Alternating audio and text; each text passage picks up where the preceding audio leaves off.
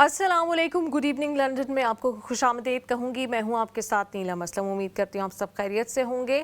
آج شو کا آغاز کریں گے. کل بھی ہم نے یہ بڑا اہم ٹاپک ڈسکس کیا تھا کہ تقریباً 3 مہینے کے بعد ایران اور امریکہ کے درمیان 19 جون کو جنیوا میں ایک امن معاہدہ ہونے کو جا رہا ہے. لیکن اب اس سے پہلے بھی ہمیں بھی ڈاؤٹس تھے ایران میں لوگوں کو، امریکہ میں، پوری دنیا میں. جس طرح سے ڈونلڈ ٹرمپ اپنی سٹیٹمنٹس اور اپنی پالیسیز چینج کرتے ہیں ہر گزرتے دن کے ساتھ، سب کو یہی ڈاؤٹ تھا کہ شاید پتہ نہیں وہ اس پہ بھی اس کو بھی فالو کریں گے یا نہیں کریں گے. لیکن اب G7 جو سمٹ ہے اس کے دوران ڈونلڈ ٹرمپ کی جانب سے ایک بار پھر سے ایک ایسی کنفیوزنگ سٹیٹمنٹ سامنے آئی جس میں ان کی جانب سے کہا گیا کہ یہ معاہدہ تو ایران کرنا چاہتا تھا، اور اگر ایران کی جانب سے کوئی بھی خلاف ورزی کی گئی، کوئی بھی اٹیک کیا گیا تو ضروری نہیں ہے کہ یہ معاہدہ جو ہے وہ ہو سکے. ایک جانب ایک بار پھر سے ایک غیر یقینی صورتحال پیدا کر رہے ہیں اس معاہدے کو لے کر. دوسری جانب G7 سمٹ میں جو دیگر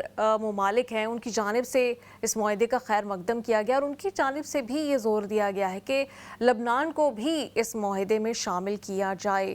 اسرائیل کے اوپر سٹیٹمنٹس ہم نے کل بھی آپ کو سنائی تھی کہ ڈونلڈ ٹرمپ نے کس طرح سے یہ کہا ہے کہ اگر امریکہ نہ ہو تو اسرائیل کا کوئی وجود نہیں ہوگا. یہاں تک بھی کہہ دیا کہ اگر ڈونلڈ ٹرمپ نہ ہوتے تو اسرائیل کا کوئی وجود نہ ہوتا. ایک بار پھر سے آج جو ان کی جانب سے مختلف سٹیٹمنٹس دی گئیں اس میں اسرائیل کے فیوچر کے حوالے سے بات کی، اور انہوں نے یہ بھی کہا کہ اسرائیل کو حق تو ہے اپنا دفاع کرنے کے لیے، لیکن یہ حق اسے ذمہ داری کے ساتھ استعمال کرنا ہوگا. دوسری جانب پاکستان جو کہ اس جنیوا میں یہ جو پورا ایونٹ ہونا جا رہا ہے اس کو ہوسٹ کر رہا ہے، اس کے کردار کے حوالے سے بات کریں گے. کیئر سٹارمر نے بھی اس سمٹ کے دوران ایک بڑی اہم سٹیٹمنٹ دی ہے جو کہ لیڈرشپ چیلنج سے متعلق ہے، اس کے اوپر بھی بات ہوگی. اور پھر فیفا ورلڈ کپ اس کی تو بات ہوگی جس میں بڑے دلچسپ مقابلے جاری ہیں، اور اس وقت اسٹوڈیوز میں مجھے جوائن کر چکے ہیں سینئر جرنلسٹ نسیم صدیقی صاحب بھی. السلام علیکم، بہت شکریہ. آغاز کر لیتے ہیں میرے خیال سے US اور ایران کی سچویشن سے. کل تک تو ہمیں لگ رہا تھا کہ شاید اب واقعی یہ معاہدہ ہونے کو جا رہا ہے. اس میں بھی کوئی شک نہیں ہے کہ اب تک تو سب نے فرائیڈے کو جنیوا پہنچنا ہی ہے، پاکستان اس کو ہوسٹ کر رہا ہے. لیکن ایک بار پھر سے کنفیوزنگ سٹیٹمنٹس اور اگریسو سٹیٹمنٹس میں یہ کہوں گی ڈونلڈ ٹرمپ کی جانب سے دی گئی ہیں. کس طرح سے دیکھتے ہیں آپ اس پیش رفت کو؟ وعلیکم السلام، بسم اللہ الرحمن الرحیم. دیکھیں، یہ آپ نے بالکل صحیح بات کی انٹرو میں بھی کہ ٹرمپ صاحب جو ہیں وہ بڑے پریڈکٹیبل ہیں. ان کی کسی سٹیٹمنٹ سے پتہ نہیں چلتا کہ ابھی یہ سٹیٹمنٹ دے رہے ہیں، کچھ دیر بعد وہ کیا سٹیٹمنٹ دیں گے.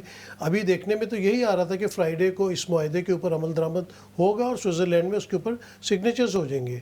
جیسا کہ آپ نے حوالہ دیا G7 سمٹ جو کہ فرانس میں ہو رہی ہے، وہاں پر ہی ڈونلڈ ٹرمپ کا بیان سامنے آیا جو آپ نے بتایا کہ وہ کہہ رہے ہیں تو ایران معاہدہ کرنا چاہ رہا تھا، جبکہ امریکہ اور ٹرمپ نے ہمیشہ یہ کہا کہ ہم چاہتے ہیں کہ اس معاہدے کے اوپر عمل درآمد بھی ہو اور سائن بھی ہو.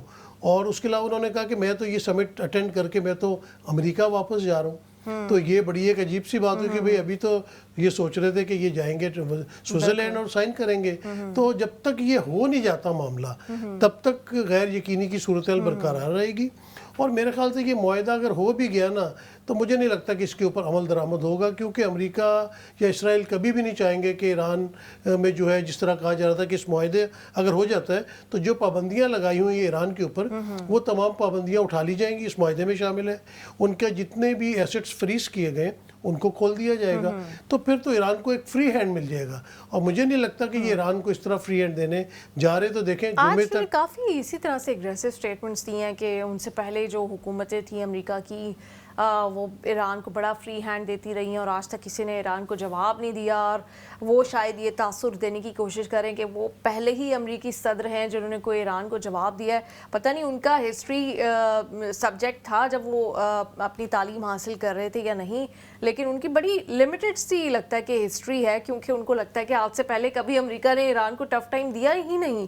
تو ایسے ماحول میں جب آپ جا رہے ہیں، دوسری جانب ایک پوائنٹ پہ ایسا بھی لگتا ہے کہ وہ نیتن سے بھی خوش نہیں ہے جس کا انہوں نے ذکر بھی کیا ہے. تو کچھ سمجھ نہیں آ رہی کہ آخر امریکی صدر کرنا کیا چاہ رہے ہیں. اصل میں امریکی صدر کو خود بھی سمجھ نہیں آ رہی کہ وہ کرنا کیا چاہ رہے ہیں. جس طرح آپ نے ان کے بیانوں کے حوالے دیے ہیں اس میں تو آپ دیکھ لیں کہ وہ ہر چیز اس طرح کہتے ہیں کہ جیسے وہ پہلے امریکی صدر ہیں جو یہ تمام معاملات کو کر رہے ہیں. حالانکہ یہ خود بھی پہلے امریکی صدر رہ چکے ہیں اور امریکہ کی ایک تاریخ ہے. وہاں پہ جتنے بھی صدور آئے ہیں انہوں نے بڑی بڑی کاوشیں کی یا امریکہ کی ترقی کے لیے کام کیا, تبھی تو آج امریکہ ہے. تو ان کو خود نہیں پتا کہ انہوں نے کیا کہنا ہے. وہ تھوڑا میرے خیال سے ڈسٹرب مائنڈ ہے ان کا اور وہ موڈ سوئنگ بھی بہت زیادہ ہوتا ہے اور اس کے ساتھ ان کے پھر بیانات آ جاتے ہیں. اور ایران کو تو ہر پریزیڈنٹ نے ٹف ٹائم دیا ہے. ایران کے اوپر پابندیاں لگی, ان کے ایسٹس کو منجمد کیا گیا, تو ایران نے تو بہت ٹف ٹائم دیکھا ہے. اور امریکہ ایک بہت بڑی سپر پاور ہے اور اسرائیل کے ساتھ مل کے انہوں نے جس طرح اپنے ان کے سپریم لیڈر کو شہید کیا اور ان کے اوپر اتنے بڑے بڑے اٹیکس کیے, تو ایران نے تو وہ بھی برداشت کیے اور اس کے بعد ریٹیلیٹ بھی کیا. کیونکہ جب آپ کوئی معاہدے کی بات کرتے ہیں یا مذاکرات کی بات کرتے ہیں تو آپ جو برابری کے لوگ ہوتے ہیں ان کے ساتھ کرتے ہیں. اچھا, آج آپ کو پتہ ہے کہ آج یہاں تک یہ ہوا کہ مختلف ٹی وی چینلز پر لائیو جو وہ مختلف انٹرویوز دے رہے ہیں, اسٹیٹمنٹس دے رہے ہیں, ان کی جو میٹنگز ہو رہی ہیں مختلف سربراہان مملکت کے ساتھ وہ دکھائی جا رہی تھی. ایک لمحے میں انہوں نے گالی بھی دی ہے اور سارے ٹی وی چینلز لائیو تھے. پھر ٹی وی چینلز کو بھی اس کے اوپر معافی مانگنی پڑی ہے ناظرین سے کہ مطلب ہم معذرت چاہتے ہیں, لائیو تھے, کچھ ہو نہیں سکتا. کہ ایک ملک کا صدر ہے, ایک سپر پاور کا صدر ہے, پہلے تو اس کے فیصلوں میں ہی کوئی تسلسل نہیں ہے. اس کی جو سوچ ہے وہ ایک دن اور ہوتی ہے, صبح شام اور اسٹیٹمنٹس اور اس بات کی بھی اس کو پرواہ نہیں ہے. اور دوسرا, اس طرح سے کبھی کسی چینل کو کہہ دینا ہے یہ فیک نیوز ہے, کبھی کسی کو کہہ دینا ہے یہ فراڈ ہے, کبھی کسی انٹرویو سے اٹھ کے چلے جاتے ہیں. آج انہوں نے گالی جو ہے وہ مطلب میڈیا کے نمائندوں سے بات کرتے ہوئے دے دی ہے. ان کو کسی بات کا نہ کوئی لحاظ ہے, نہ کوئی خوف ہے, نہ ان کو لگتا ہے کہ وہ کسی کو آنسریبل ہے, نہ اکاؤنٹیبل ہے. نیلم دیکھیں, ہم نے بڑے بڑے امریکہ کے صدور دیکھے اور بڑے ڈیسنٹ قسم کے دیکھیں جن کی گفتگو جو ہے بڑی بہترین قسم کی ہوتی تھی. اور امریکہ سپر پاور کہلایا جاتا ہے, دنیا کی ایک بڑی طاقت ہے. اور ہم نے دیکھا برطانیہ ہو, امریکہ ہو, جو ان کے پریزیڈنٹ ہوتے ہیں, پرائم منسٹر ہوتے ہیں, بڑی نپی تلی گفتگو کرتے ہیں جس سے کیونکہ ان کو عوام نے فالو کرنا ہوتا. اور مجھے یاد ہے کہ مرحومہ جو ملکہ برطانیہ تھیں وہ بھی ہمیشہ یہی بات کرتی تھی کہ جو بڑے لوگ ہوتے ہیں یا بڑے عہدوں پہ ہوتے ہیں انہیں کم بولنا چاہیے, کیونکہ وہ جو بات کرتے ہیں لوگ اس کو فالو کرتے ہیں. تو ان کو آپ ابھی گالی کی بات کر رہے ہیں, اس سے پہلے بھی یہ محمد بن سلمان جو ولی عہد ہیں سعودیہ کے, ان کو بھی گالی دے چکے ہیں. نیتن یاہو کے لیے انہوں نے کیسے الفاظ استعمال کیے, اور ان کی کوئی پتہ نہیں چلتا. یہ اگر ان کو کوئی سوال پسند نہ آئے تو یہ اس کو فیک نیوز بول دیتے ہیں, مطلب یہ خود سے ہی فیصلے کرنے شروع کر دیتے ہیں. تو یہ ان کی ایک ذہنی حالت ہے جس کے بارے میں ڈاؤٹس ہیں. کیونکہ وہ چاہتے ہیں کہ وہ جہاں پر موجود ہوں ساری ہیڈ لائنز ان کے اراؤنڈ ہی گھومتی رہیں. تو آج G7 سمٹ میں انہوں نے ایک جگہ جب وہ روم میں انٹر ہوئے ہیں تو وہ ان کو لگتا ہے کہ وہ بہت مین کیریکٹر انرجی لے کر آتے ہیں. تو روم میں انٹر ہوتے ہی انہوں نے کہا آئی ایم دا باس. مختلف ممالک کے وہاں پہ لیڈرز موجود ہیں, وہاں پہ فرینچ پریزیڈنٹ موجود ہیں, وہاں پہ کیئر سٹارمر موجود ہیں, مختلف ممالک کے لیڈرز موجود ہیں. لیکن کیا ضرورت پیش آ رہی ہے؟ خود پسندی کا کون سا لیول ہے کہ جس میں ان کو خود ہی انٹر ہو کے بتانا پڑتا ہے کہ آئی ایم دا باس؟ کیا ان کو یہ باس والی انرجی دکھانا بہت ضروری ہے؟ اس کے اوپر بات کریں گے. لیکن کیا ان کی جانب سے کہا گیا دکھاتے ہیں آپ کو. اب یہ ان کا سینس آف ہیومر سمجھا جائے نسیم صدیقی صاحب, یا کوئی پیغام سمجھا جائے, یا باقیوں کا کانفیڈنس شیٹر کرنے کا کوئی طریقہ سمجھا جائے, کیونکہ بہت ساری ایسی چیزیں کریں. کبھی صحافیوں کو کہتے ہیں کہ آپ کھانے کے لیے بعد میں رک رہے ہیں یا نہیں, کبھی ان کو فیک نیوز کہہ دیتے ہیں, کبھی مختلف جو لیڈرز ہیں ان کو بے عزت کر دیتے ہیں. یوکرین کے صدر کے ساتھ انہوں نے کیا کیا تھا. پھر نریندر مودی پاس کھڑے, مطلب کل تک تو وہ کوشش ہی کرتے رہے کہ ایک جھلک جو ہے, ایک نظر کرم ڈونلڈ ٹرمپ کی ان پہ ہو جائے, وہ نہ ہو سکی. آج ان کی جو ہے وہ ایک یقیناً میٹنگ ہے اور ایک جو پریس کانفرنس ہے ان کی جانب سے ضرور کی گئی ہے, لیکن اس میں بھی ایسا لگ رہا تھا کہ نریندر مودی ہی ان کو امپریس کرنے کی کوشش کر رہے ہیں, یا ڈر کے کہہ رہے ہیں کہ ہمارے سیلرز کو آپ اٹیک نہ کریں. یہ واقعی اتنے پاورفل ہیں؟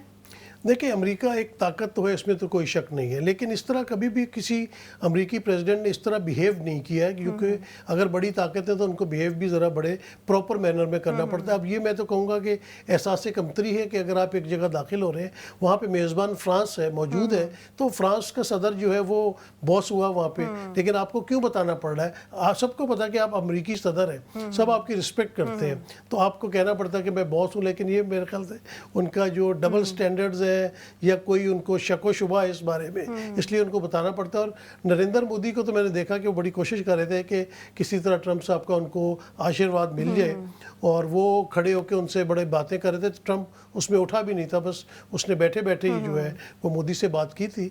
तो भारत की तो एक अलग अपनी स्टोरी, उस पर पूरा प्रोग्राम हम कर सकते हैं। तो डोनाल्ड ट्रंप की जहाँ तक बात है, तो उनके हरकत व सकनात जो हैं उससे तो बड़े डाउट्स क्रिएट होते हैं, और बीइंग एन अमेरिकी सदर उनको मेरे ख्याल ऐसी चीज़ें नहीं करनी चाहिए। कुछ बहुत सारी जो है ना मुख्तलिफ लीडर्स की जानिब से बातें की जाती हैं। अक्सर नरेंद्र मोदी जिस तरह से लोगों को ज़बरदस्ती गले लगाने की कोशिश करते हैं, इसके ऊपर भी हम बात कर रहे होते हैं। लेकिन डोनाल्ड ट्रंप साहब का एक डिफरेंट लेवल है, क्योंकि उन्होंने हर बात करके, हर कोई सवाल का जवाब दे के, कोई स्टेटमेंट दे के, ट्रुथ सोशल का पे आके कोई ना कोई ऐसी बात करनी होती है जो दुनिया में हेडलाइंस बने। यहाँ पे जो अंडर 16 पे बैन लग रहा है, मैंने सुना उसमें बच्चों पे ये बैन भी लगाया जा रहा है कि वो ट्रूथ सोशल जो है उसको फॉलो ना करें एक्स के ऊपर। तो ये बड़ा अच्छा इकदाम मुझे लग रहा है। एक और बड़ी इंटरेस्टिंग सिचुएशन हुई जिसमें जो तुर्किया के सदर हैं तैयब उर्दगान, उन्होंने इटली की जो वज़ीर आज़म है उनको एक बड़ा मुफीद मशवरा दिया है।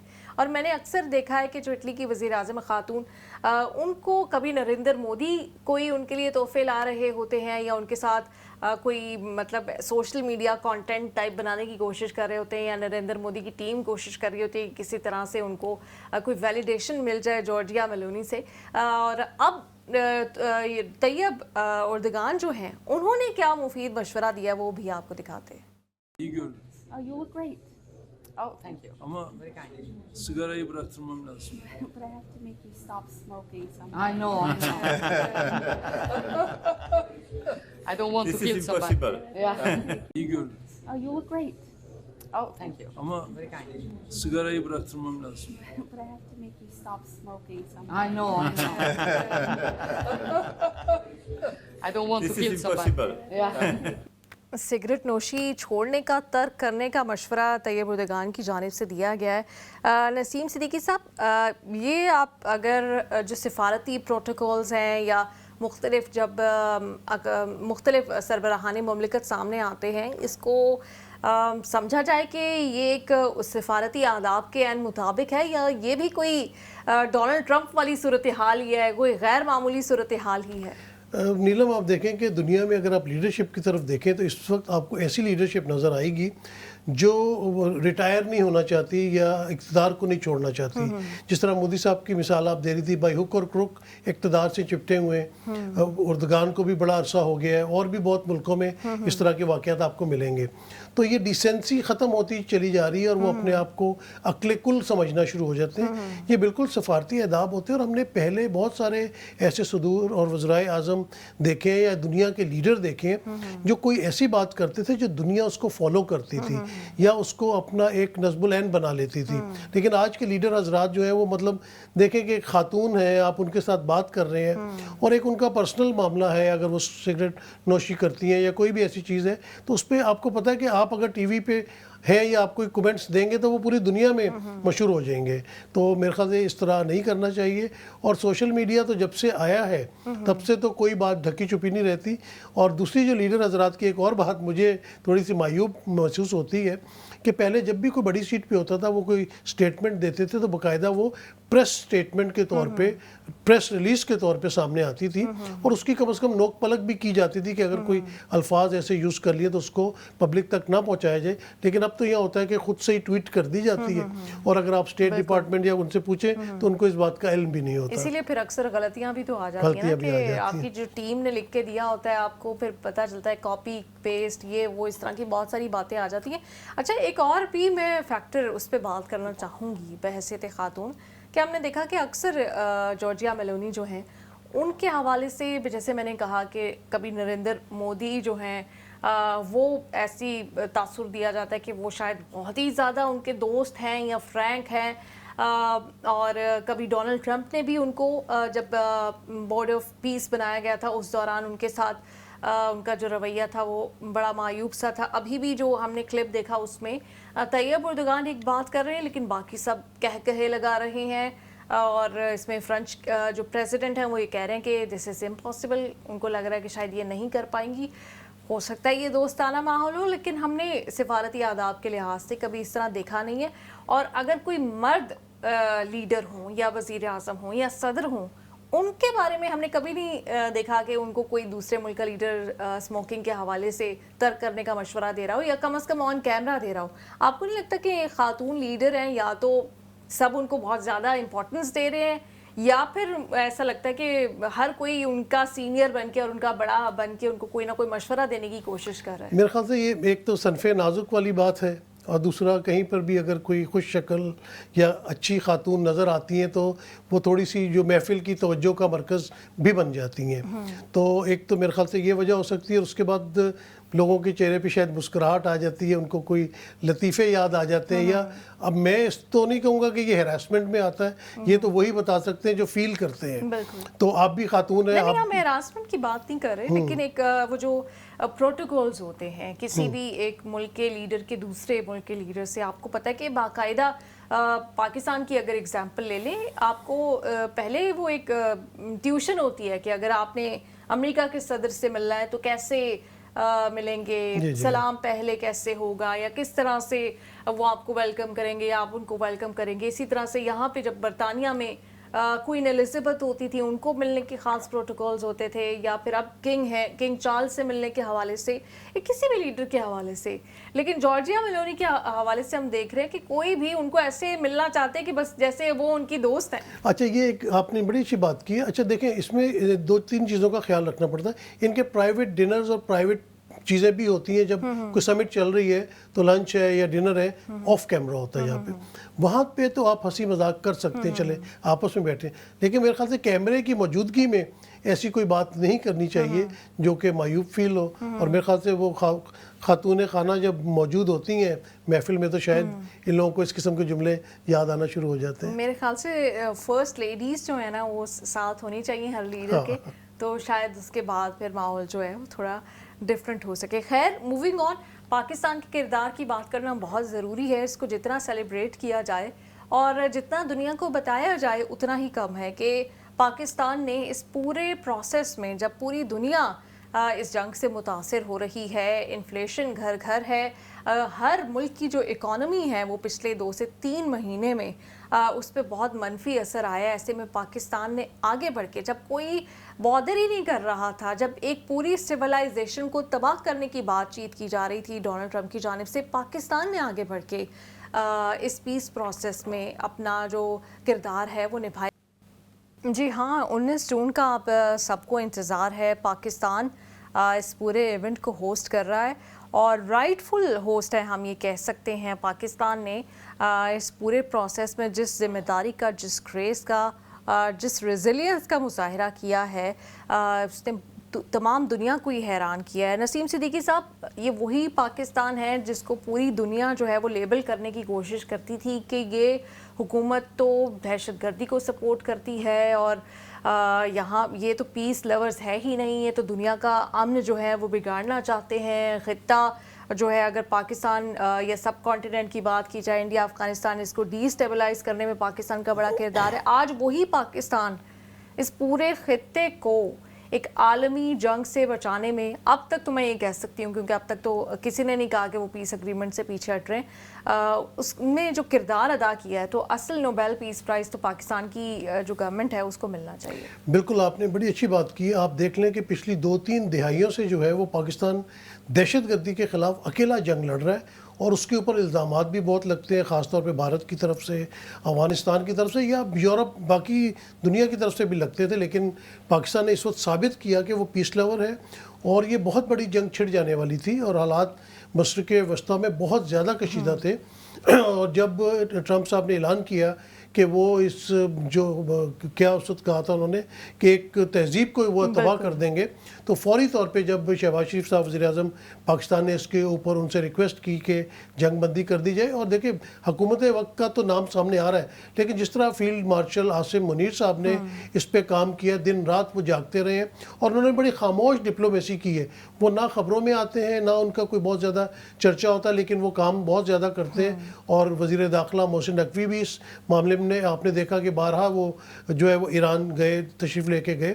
تو اس میں عاصم منیر صاحب فیلڈ مارشل وہ وار زون میں گئے، جنگ کے دوران ایران کا انہوں نے دورہ کیا، جو کہ بڑا خطرناک ہو سکتا تھا، کوئی بھی تیسرا ملک بہت بڑا رسک تھا. اور کسی مطلب ملک کا آرمی چیف اس طرح جائے فیلڈ مارشل، تو یہ ان کے بڑے بولڈ اقدام تھے. اور اس سے پہلے جس طرح بھارت نے پاکستان کے اوپر جنگ تھوپنے کی کوشش کی تھی اور اس کو بھی بڑے صبر سے اور بڑی کامیابی کے ساتھ ہمکنار پہنچایا اور بھارت کو بہت منہ توڑ جواب دیا تھا اس وقت. تو اس وقت بھی دنیا نے دیکھا کہ پاکستان کی جو فوج ہے وہ ایک بہت بڑی طاقت ہے جو اپنے سے بڑی فوج کو شکست دینے کی اہلیت رکھتی ہے. اور اس کے بعد یہ معاملہ بہت زیادہ گمبھیر تھا، کیونکہ میں نے فلائی کیا پاکستان کے لیے اور درمیان میں جو ہے وہ دبئی میں کچھ عرصے رکنا پڑ گیا، فلائٹیں نہیں تھی، تو بڑا عجیب سا ماحول تھا. اکنامیکلی بھی بڑا جو گراف ہے نیچے جا رہا تھا اور جنگ کے بادل خلیج میں چھائے ہوئے تھے. تو پاکستان نے بڑی کوشش کی، ہماری حکومت نے، ہماری عسکری قیادت نے، اور دنیا کو ایک بہت بڑی تباہی سے بچا لیا.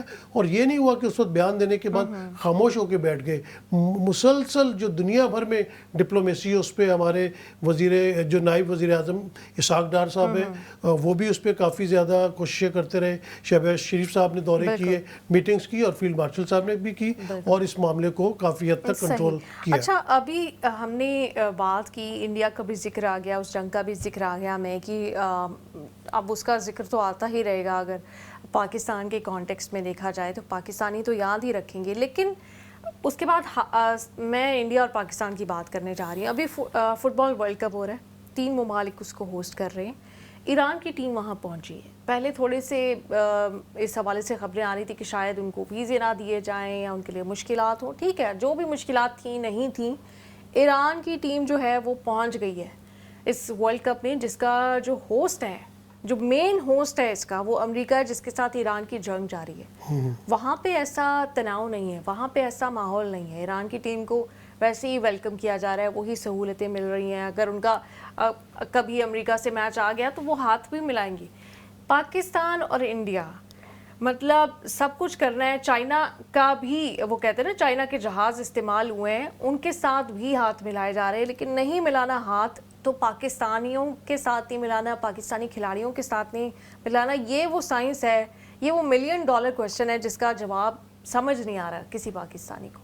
آپ یہ دیکھیں کہ یہ ایک بغض کی انتہا ہے کہ ہمیشہ کہا جاتا ہے کہ سپورٹس مین سپرٹ، آپ کھیلوں کو ہمیشہ جو ہے وہ سیاست سے دور رکھیں. اور دنیا میں کہا جاتا ہے، اور ہم نے دیکھا کہ دنیا میں بہت بڑی بڑی طاقتیں ایسی ہوتی ہیں جن کی آپس میں بڑی دشمنی ہوتی ہے، لیکن جب وہ کھیل کے میدان میں آتے ہیں تو وہ ایک دوسرے کے ساتھ ہینڈ شیک بھی کرتے ہیں اور بڑا اچھا رویہ رکھتا ہے. یہ بھارت نے ایک نیا ہی ٹرینڈ شروع کیا ہوا ہے کہ وہ سیاست کو گھسیٹ کے کھیلوں کے میدان تک لے آئے ہیں. اور پاکستان کی کرکٹ ٹیم ہو، ہاکی ٹیم ہو یا کوئی بھی ٹیم ہو، وہاں پہ وہ ہاتھ ملانے سے کتراتے ہیں. بالکل. اور یہ صرف بھارت ہی ایسا کر رہا ہے اور اتنا تسلسل کے ساتھ کر رہا ہے. چلیں ایک بار جنگ کے کچھ عرصے بعد تک ماحول میں تناؤ تھا، سمجھ آتی تھی، لیکن اب اس کو کنٹینیو ہی کیے جا رہے ہیں. اور اس کا جو دائرہ ہے وہ ویمن کرکٹ پر لے کے جب وہ آئے ہیں تو وہ سب سے زیادہ منفی جو رخ ہے اس کا سامنے آیا ہے. بہت شکریہ نسیم صدیقی صاحب، آپ نے ہمیں جوائن کیا. یہاں پر ہم ایک بریک کی طرف بڑھیں گے اور جب بریک سے واپس آئیں گے تو بات ہوگی فیفا ورلڈ کپ کی، اور جس میں سب سے بڑی خبر یہ ہے کہ انگلینڈ اپنا پہلا میچ کھیلنے جا رہا ہے.